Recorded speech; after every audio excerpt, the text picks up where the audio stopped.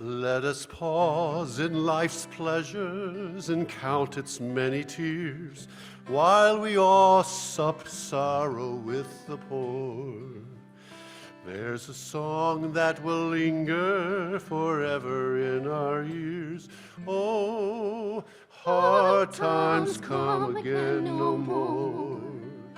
'Tis a song, the sigh of the weary.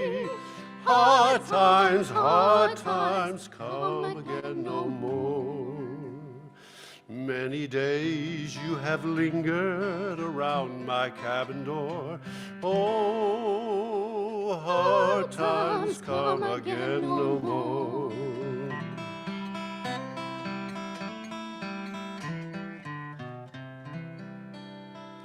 While we seek mirth and beauty and music light and gay, there are frail forms fainting at the door. Though their voices are silent, their pleading looks will say, oh, hard times come again no more. 'Tis the song, the sigh of the weary.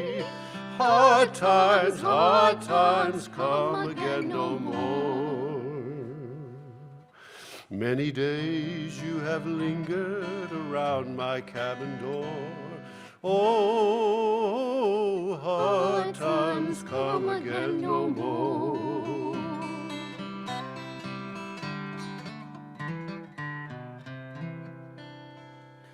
'Tis a sigh that is wafted across the troubled wave. 'Tis a wail that is heard upon the shore. 'Tis a dirge that is murmured around the lowly grave. Oh, hard times come again no more. 'Tis the song, the sigh of the weary. Hard times come again no more. Many days you have lingered around my cabin door. Oh, hard times come again no more.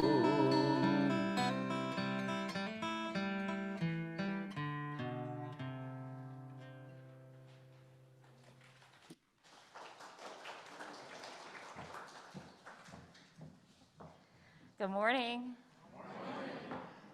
I can't tell you how great it is to see everybody's faces this morning. Can you hear me? A little bit? Okay. Welcome to Heritage Universalist Unitarian Church. I'm so glad to see you. As I said, we're going to come together this morning. We're going to celebrate the love that is the spirit of this church. And I'm just so touched to see everybody today. We've got a lot going on in our community, at home and at large and in the world, and it does me good to see all your faces. And Zoom, thank you for being here on Zoom too. Hi, Zoom. I'm Shannon. Hi, Zoom. It's my privilege to welcome you this morning, whether you're joining us in person or from the comfort in your space on Zoom.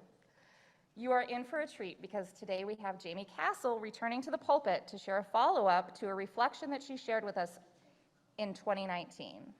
I'm sure, like me, you can think of a bunch of ways our lives are different today than they were back then. Something that isn't different is the reason we gather together. We are here to connect, to replenish our spirits, to fill our hearts, and to challenge our minds. We're glad you're here. I can't stop saying it, I just am. Today's call to worship is called Being Present and is by Elena Westbrook. Let every moment be a prayer. With every sip of tea, let your lips move in thanksgiving. Be fully present to every stroke of the hairbrush, every cup of milk you pour for the children. Be present without judgment or regret, without plans or expectations or even dreams, and every moment becomes a prayer.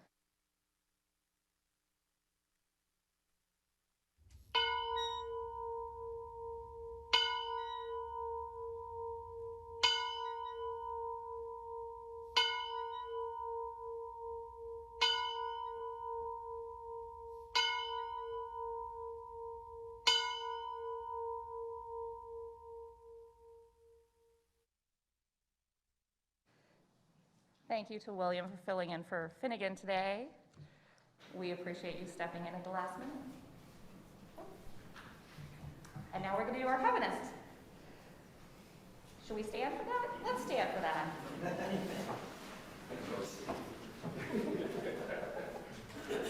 By this covenant, we affirm that love is the spirit of this church, the quest for truth is its sacrament, and service is its prayer, to dwell together in peace, to seek knowledge and freedom, to serve humankind in fellowship, to the end that all souls shall grow into harmony with the divine. Thus we do covenant with each other and with God.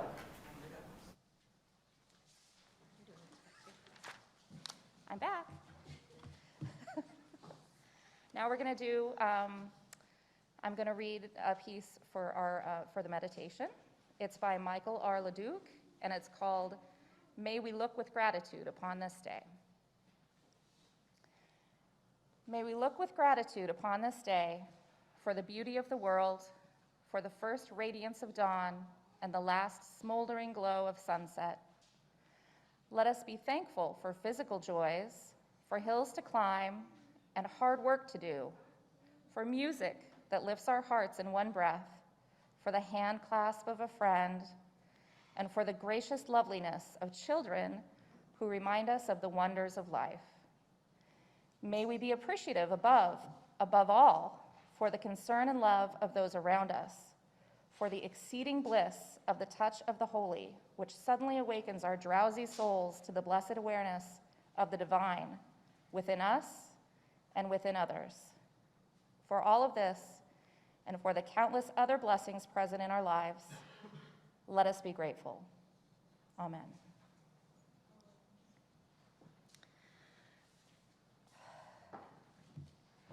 And here we are now at Candles of Community.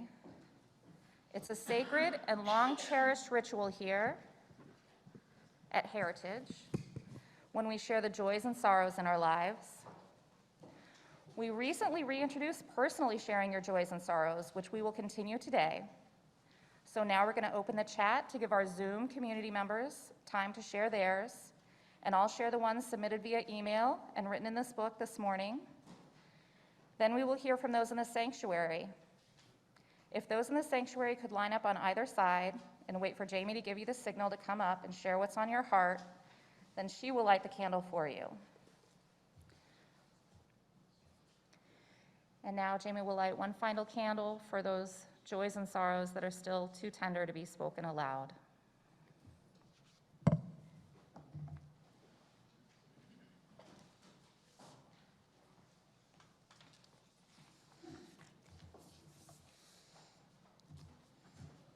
We have an exciting setup for the time for all ages.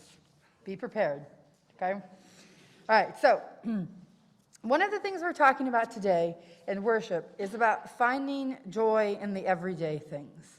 But we can't find the joy in everyday things if we can't see the everyday things. So for our time for all ages, we're going to do an attention to detail exercise. In just a moment, not yet, but in just a moment, there is going to be a picture projected up behind me. It will be up there for exactly 30 seconds. Okay? Your job is to determine the objects in the picture. And then I'm going to ask you, after the pictures are gone away, to give those back to me, to shout them out, to share them with us, to figure out kind of how good our attention to detail is.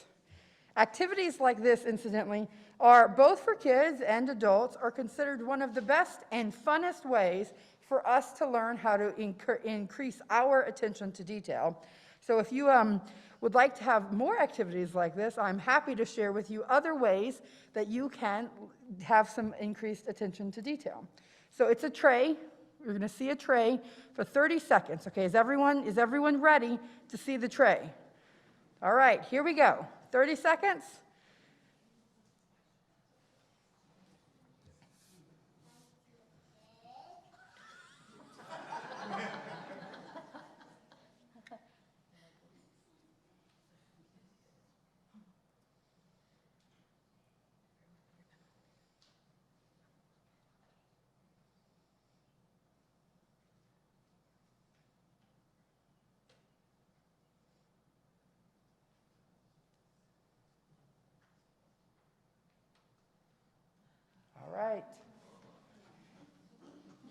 All right, everyone, what did you see? All right, William. Leaning Tower of Pisa, yes. Hold on, just take one, go ahead. A donut, yes, we saw a donut. Okay, in the back. I see you in the back. Shout it out. Just pick one. One at bread. Did we say bread? Very good. Okay, Kate, you're up. Shout it out. Chess piece, yes. Zelda? Butterfly, yes. All right, what else did we see? Go ahead. An egg? Maybe. Okay, there was an egg. Very good. All right. Jared, go ahead. Yes, you. Yes. All right. Yes. A knife. Yes. William. A pig. Yes. Bill. Light bulb. Ellie in the back. I believe there was an 8-ball. Yes. Frank? Comb. Yes. Highlighter. Oh, yes. Very good. All right. Pear. Mushroom. Here we go. Screwdriver. In the black shirt. Say again? Fly. All right. Jen? Cherries. Yes. Who else? Ellie?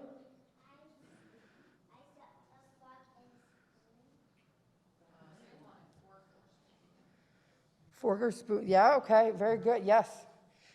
Ben can't say spoon, so when he says spoon, he says poon. So we saw a poon up there. William? A cracker. Okay. Louise? Baby, yes. Tiny sock. Jen again? Yes. Bill? Chocolate cookie. All right, in the back. A CD, yes. Who's seen a CD in real life anytime recently? I'm surprised they even know what a CD is. Kate, Kate, is your hand up? All right. What? Okay, here we go. John. Ink pen. Okay. Ellie in the back. Yes, yes, full set. I think we got 1, 2. All right. All right. Yep. William? Say again? Yes. So not on the tray, but there was. You're right. Yes. Yes. Exactly right. Bill? Picture frame. Yes. All right. Okay. How many did we get? And the tray. 1, 2, 4, 8, 12, 16, 20, 23. We got almost all of them. There's a thing in the top left corner that I couldn't identify. Unidentified object in the top left corner. All right. Oh, yes, I missed the first row. So we got nearly all of the objects. Okay. So good on you all, right, for being able to do it, right? Incidentally, this is a screen capture of this is a game that you can get on like an app that you can do this every day, and it gives it to you, and then you have to do it back. So that's a screen capture of an app. So I want to encourage you to be thoughtful about the things that you see. We often as we go through our lives, we don't always pay attention just to the very things that we see around us, especially things that we see every day. So things in our home or things around your route, where you walk every day, that those are the places where you most probably have the richest images, the richest things of beauty that you see, but those are also the very things that we take for granted the most. So think in your everyday life, in your walk this afternoon, or in your, if you're putting away the dishes, if that's a task you do at the house, or if you're in your room where you have your toys, that those are the places in our lives to really think about what we see and what we have and take joy in them, to really be mindful of what we see. So for all of our young people, when you go home today and you're in your room, look at your room and think about what it is in your room that gives you joy, that makes you happy, that you enjoy using. Maybe even go and find something that you have, that you love using, but that you haven't used in a while. That's a way that we learn how to enjoy our everyday life. And for all of the older folks in our space, think about how we get joy out of our everyday tasks. Are there tasks that you do in your house that you sort of do without thinking about it? When you wash the dishes, are you thinking about the dishes? Are you thinking about the water? When you're folding clothes, those are tasks that we can find joy in our everyday lives that we might otherwise take for granted. So that's our task as we go back home today. Find something in your everyday space that you can take greater joy in. All right, like the outside, which is where we're going now. So our young people, we're about to sing 2 rounds of Go Now in Peace. So all of our young people, if you'll rise and go with me out the back doors, we are actually going to go outside and take joy in our everyday spaces.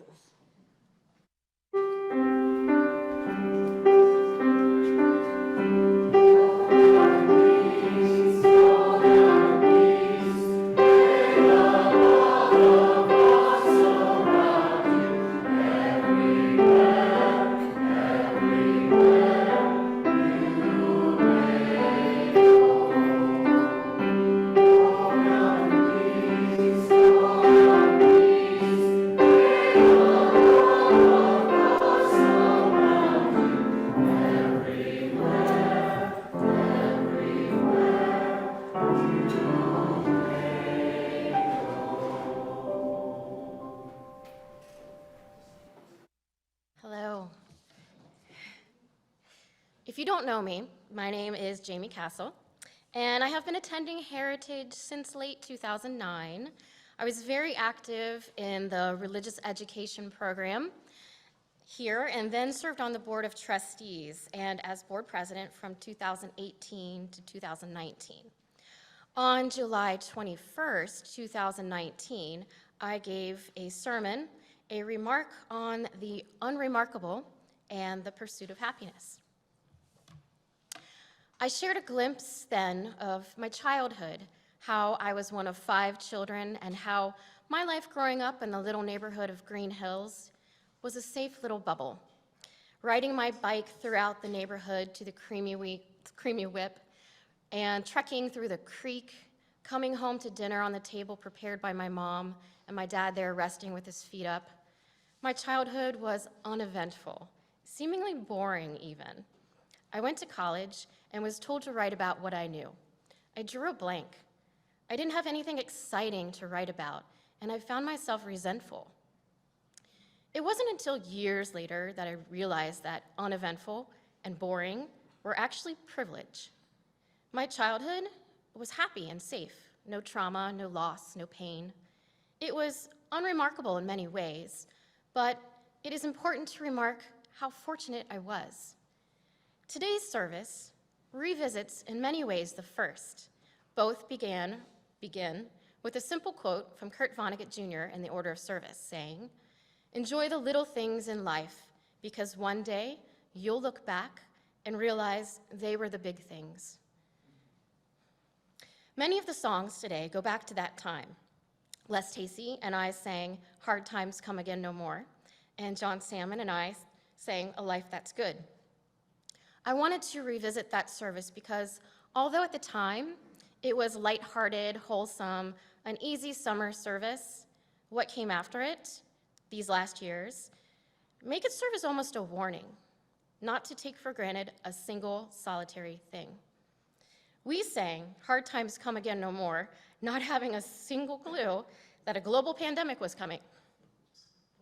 In the song "A Life That's Good," there's a line that says, "I don't need fame, no one to know my name."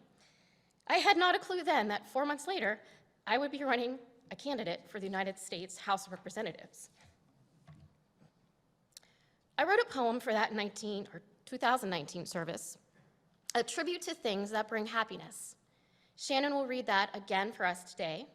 It was meant to be lighthearted, not too heavy, but now a couple of lines stand out.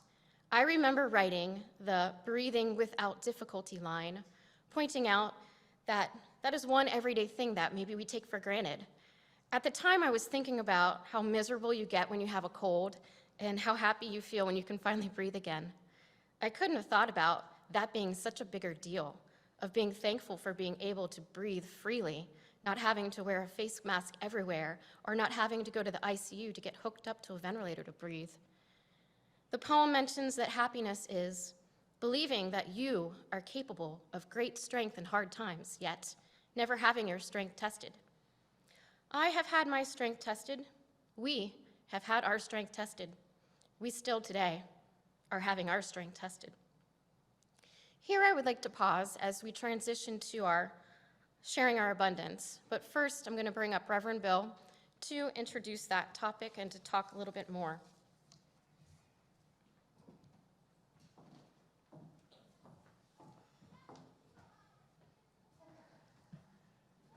So Jamie spoke about growing up in a safe little bubble. She spoke about privilege. She spoke about the blessing of breathing. And I'm here this morning, was not intending to speak today. Jen Cialino will speak to us in a moment about this week's offering. But what happened yesterday in Buffalo, the massacre at the supermarket, where a white supremacist took the lives of 10 black people, 13 people overall, I believe, speaks to an ongoing problem. We say never again, and then it happens again. We act like these are isolated incidents, and they're not. They're part of a larger pattern that has lasted centuries in this country, even before we were a country. Racism is the inherent evil woven into America and its fabric. We speak about the inherent worth and dignity of every person here in a Unitarian Universalist church. We celebrate every week, including today, the love that is the spirit of this church. But there's also hatred out there in the world. And it was on display yesterday. And people whose lives matter have lost their lives. To bring this closer to home,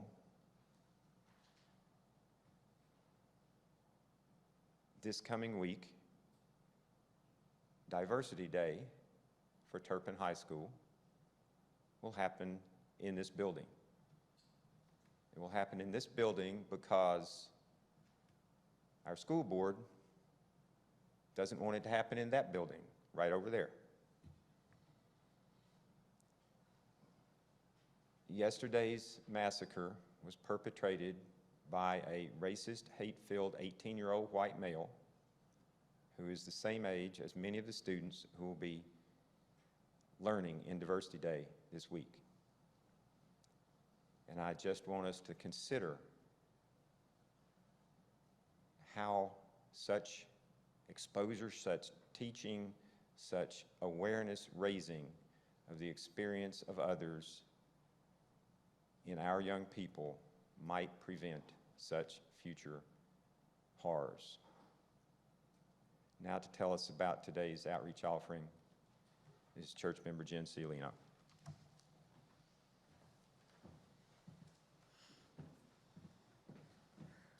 Good morning. Thank you, Bill.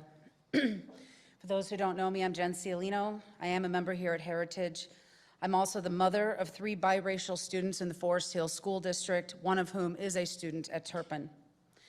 Today's offering is to support the students who are working to embrace diversity with understanding. Every year for the last 6 years,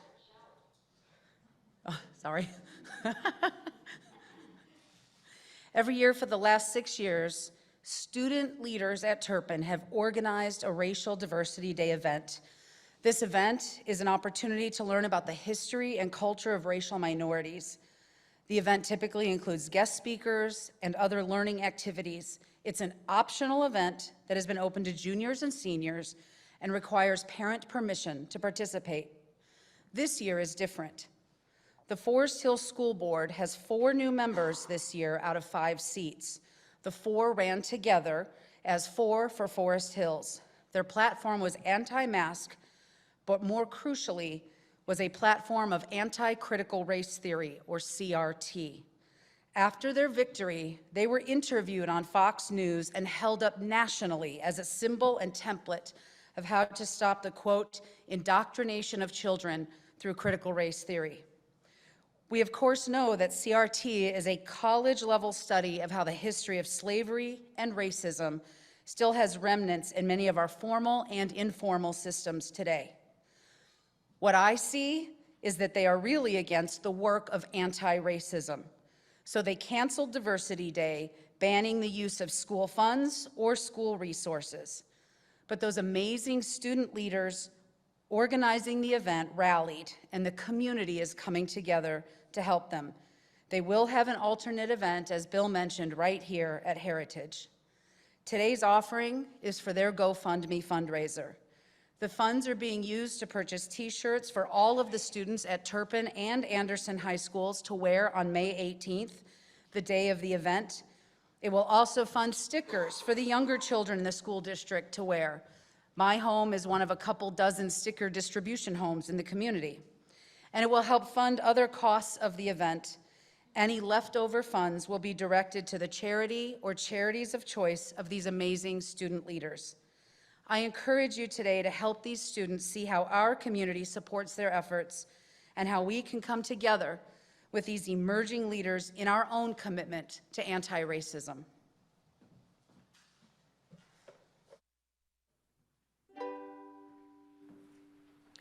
A dream is a wish your heart makes when you're fast asleep.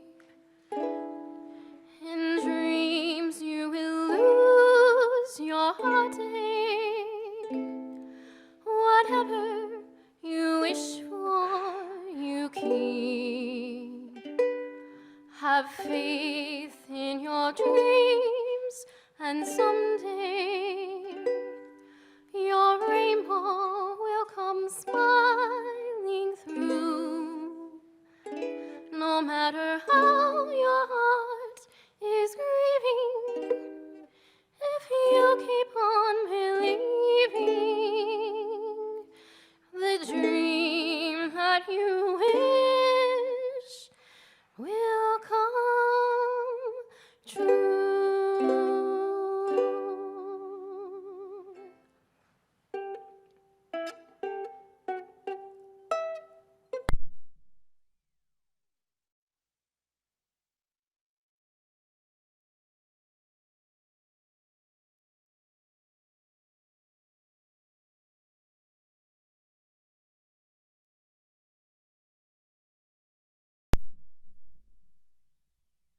Did want to mention Laura has stickers that will be available if anybody wants those as well. There's some on the back table too. All right, thank you.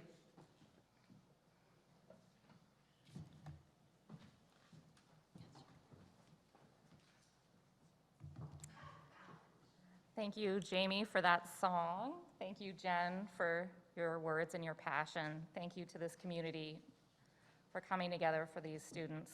They're inspiring, even though they shouldn't have to be.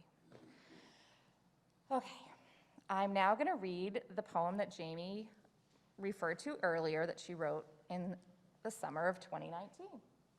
Happiness is.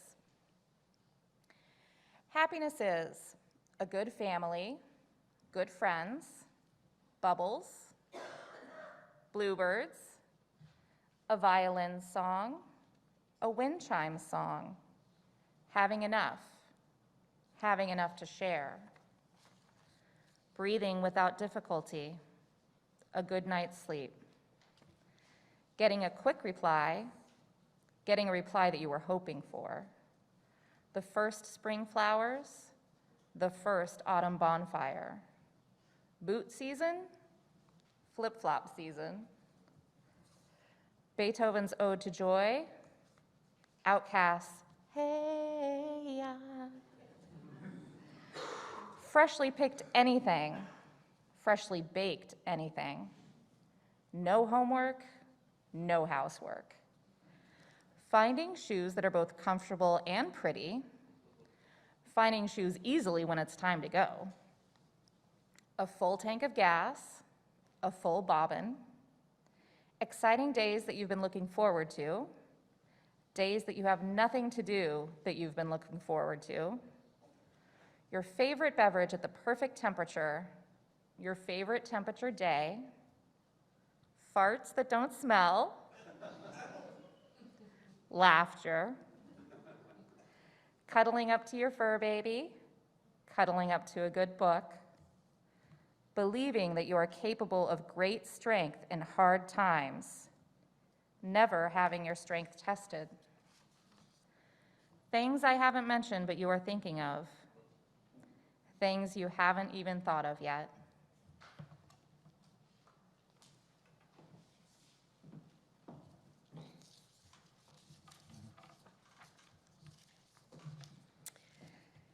I have had my strength tested. I'd like to tell my story about running for federal office. This is not a political rant in any way, but rather a personal narrative. Running for office was never on my radar, but happened almost accidentally. Time was running out for a candidate to file and run, and a call went out for someone to volunteer. I had no experience or plan, but jumped right in, learning as much as I could, as fast as I could. I had to travel up to 2.5 hours some days to get to parts of the district. I lost 10 pounds in the first couple of months because I had no appetite to eat. I was too busy. So many people reached out to me to share their struggles. It was hard to hear their pain. I toured forgotten places throughout southern Ohio. I carried on my shoulder people's burdens, hoping to help them. I went to so many events, meeting so many organizations and so many people. I gave so many speeches. But then, in March, everything stopped. We thought school would go remote for just a couple of weeks. We did not know then how bad it would be. There would be no school in person that spring, and there would be no more in-person school that fall either. There would be a run on toilet paper and dry goods and milk. And I remember thinking to myself, how do you physically hoard milk? In that sermon in 2019, I spoke about how lucky we were to live in a time and place where all you had to do was go to the store with so many resources, 13 different kinds of apples. But in spring 2020, we saw empty shelves. That spring, I stopped campaigning and started sewing. I ended up making hundreds and hundreds of masks. First for the healthcare workers, then for police officers, then for anyone who needed one, as we were told everyone should be wearing them. I never thought sewing would be an important skill. We missed eating out, shopping at non-essential businesses, going to the movies, going to church, travel, theater, sports. Birthday parties and school dances and graduation were canceled. Weddings were postponed. Funerals and births passed by without fanfare. Those who could worked from home. Many couldn't work at all. Many were overworked. We learned about Zoom. And I thought how lucky that at least we live in a time where technology could connect us even a little bit. The pandemic hitting just 20 years earlier would have looked very different. In May 2020, I had to get back to campaigning, raising nearly $300,000 through calling folks for donations, 30 hours a week. But the killing of George Floyd shook our nation, and that summer, again, I was out marching and attending rallies and shouting, along with all sorts of folks, that yes, Black Lives Matter. The last couple of months of campaigning flew by. Every weekend, we were dropping informational literature to voters at their doors. Hundreds of people mobilized. We couldn't knock on doors. There would be no parades or festivals or big galas that year. I was told there were fun parts of campaigning that I was missing. As Election Day neared, I found myself on TV, live debates, no big deal. I remember having such a sense of calm on election night, a sort of pride and relief to be finished. What was funny that the first results to come in were Hamilton County and I was winning. My mother-in-law was so excited, but I knew the other 7 counties would tell the tale, and I did not win that night. Looking back, I do not regret stepping up to run. I learned so much in 2020 and met so many amazing people. I don't think this story has an end yet. It may have just planted seeds. I don't know, and I often ask, what was it all for? Much has happened since 2020, and much continues to happen. But I'm noticing little baby hairs growing.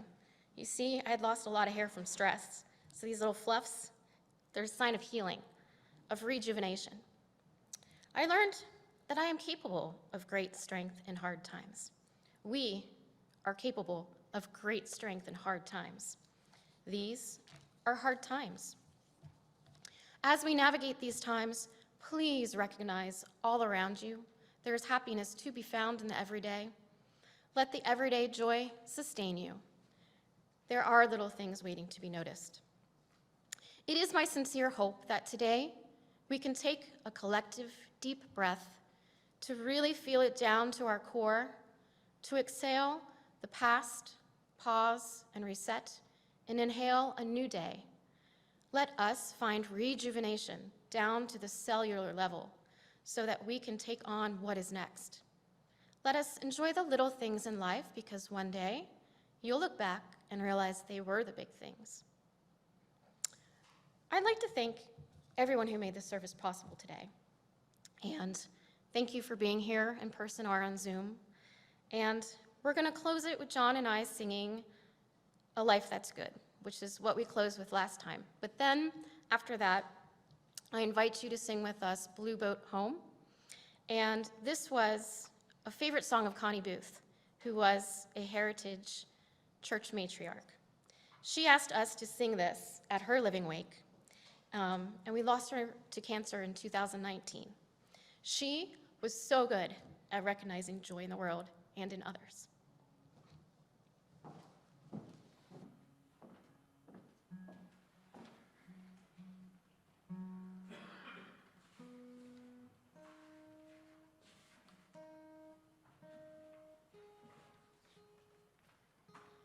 My guitar doesn't like the AC.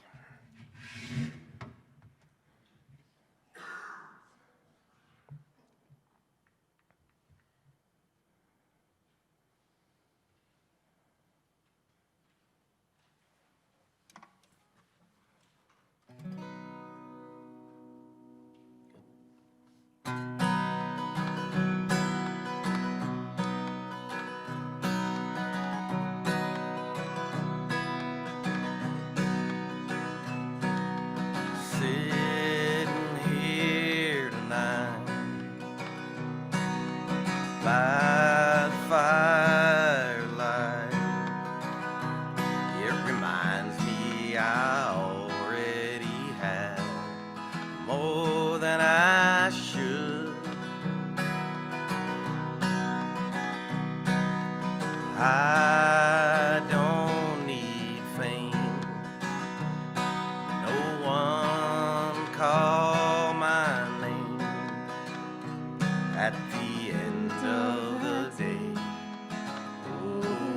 I pray I have a life that's good. Two arms around me, heaven's around me, and a family that always calls me home.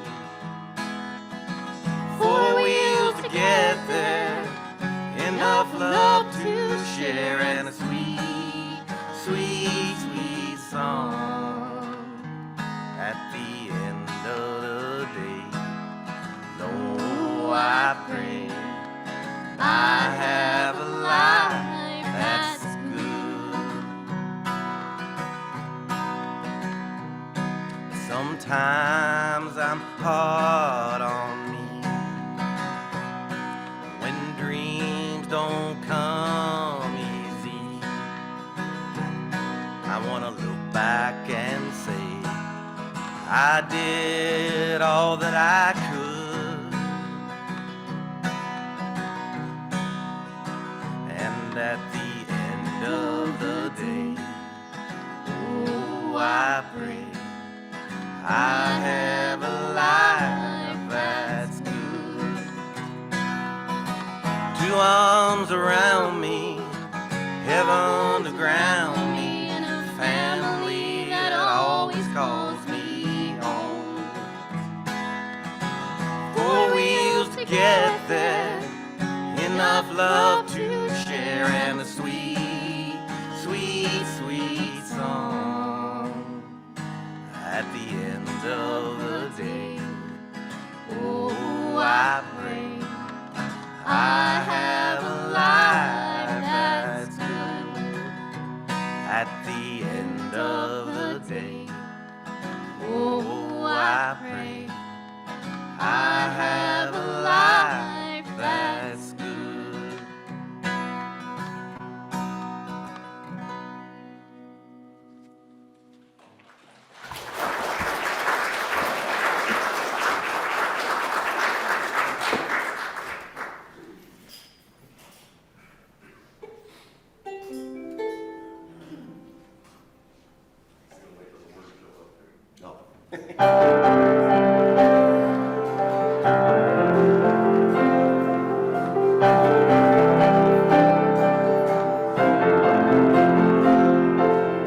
Low below me, I feel no motion, standing on these mountains and plains, far away from the rolling ocean, still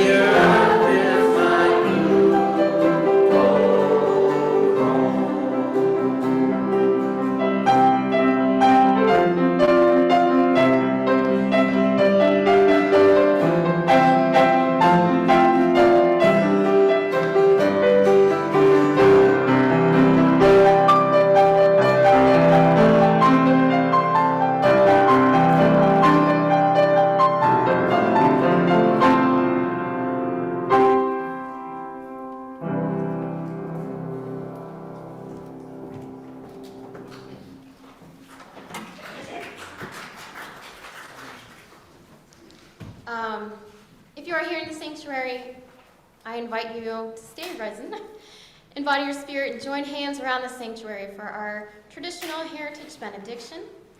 At home, please unmute so we can all be heard.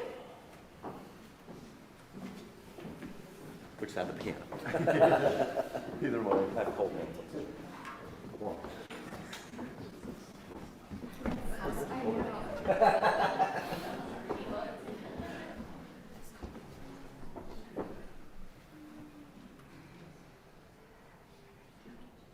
May the spirit of life May the spirit of life that each of us possesses that each of us possesses flow from one to the other.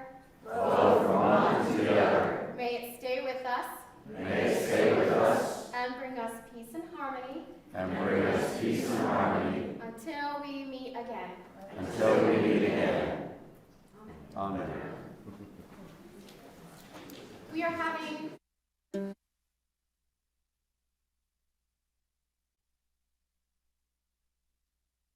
Amen.